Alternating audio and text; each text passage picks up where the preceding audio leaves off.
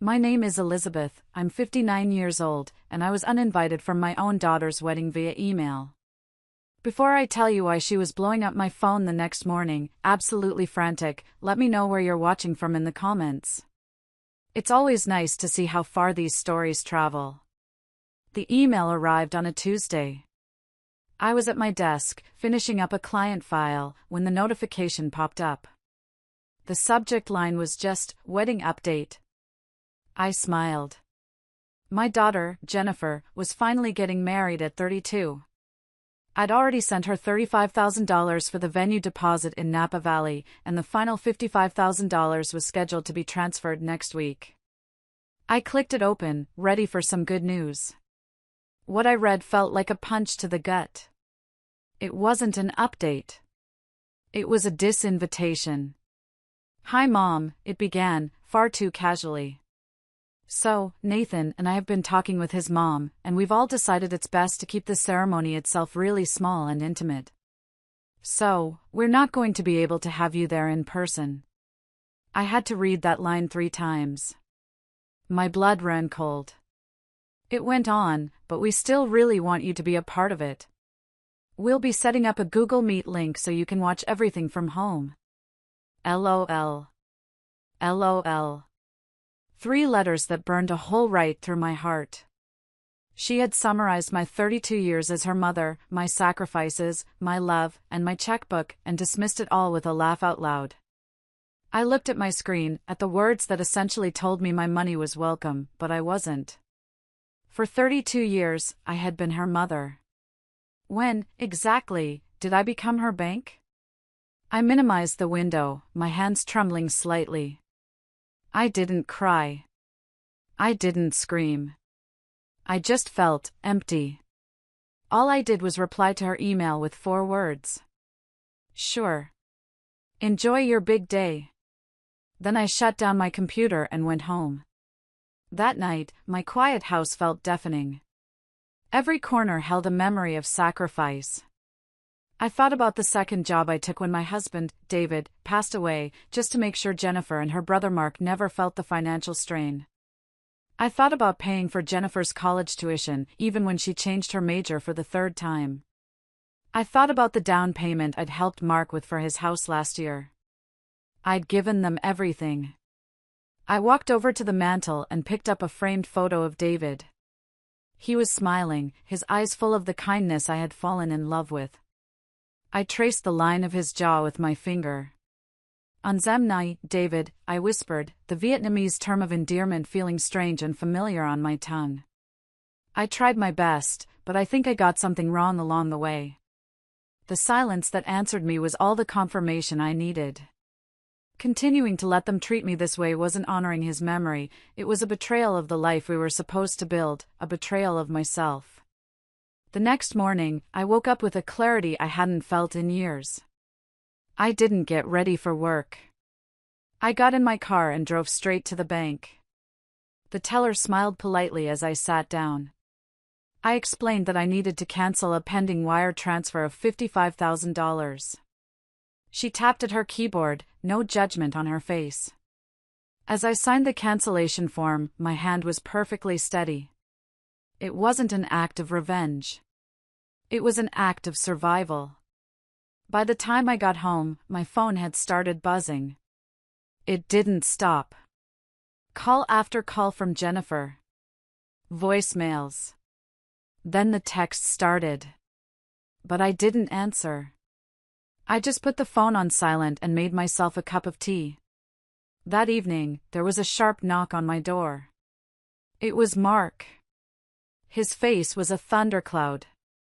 "Mom, what did you do?" he demanded as soon as I opened the door. "Jennifer is a wreck. I canceled a wire transfer, Mark. That's all." He stepped inside, his voice rising.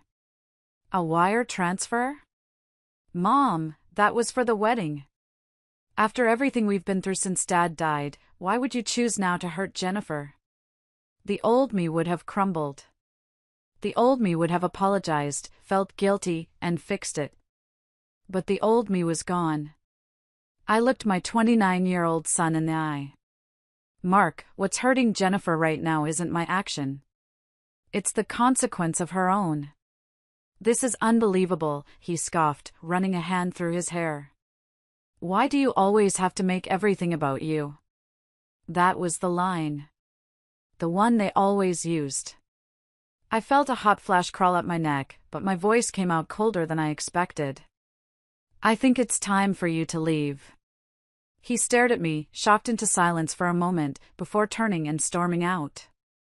As the door clicked shut, I didn't feel guilt. I felt light. The texts from Jennifer became a flood. She forwarded me an email from her fiancé, Nathan. It was blunt, talking about how embarrassing this was, how he was losing face with his family. Jennifer's own messages shifted from passive-aggressive to panicked. The venue called.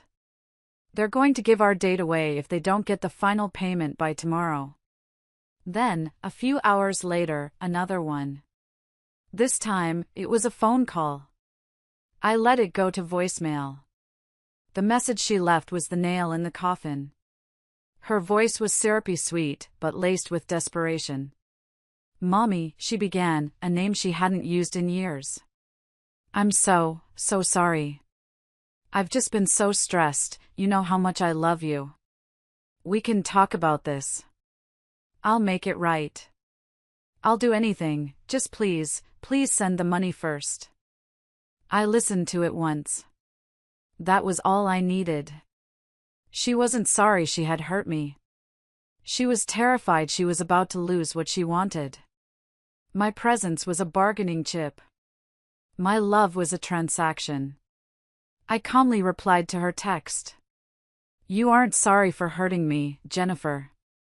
You're scared because you're about to lose something you want. I put the phone down. I was done.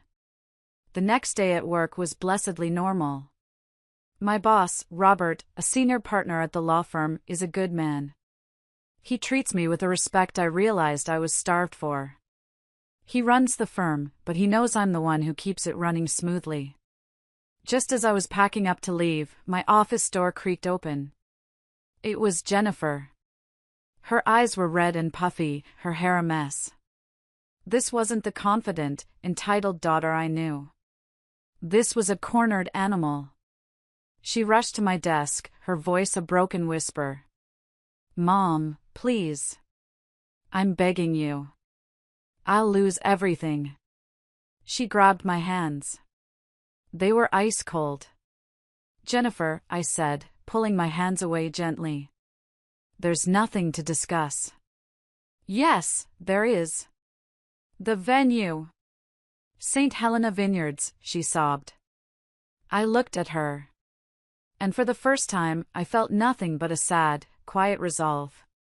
Yes, I know the one, I said. Her head snapped up. I continued, my voice even. Mr. Chin, the owner, is a major business associate of one of Robert's biggest clients. My job, Jennifer, the one you've never asked about, is to maintain those relationships. To make sure people like Mr. Chin are happy with our firm. One phone call from me could probably fix all of this. A flicker of hope, of victory, flashed in her eyes. She thought she had won. And then I delivered the final blow. But today, I said, leaning forward slightly, you showed me exactly what my word, my presence, is worth to you. I let the silence hang in the air for a beat. So, no. I will not make that call. The hope in her eyes died, replaced by a horrified understanding.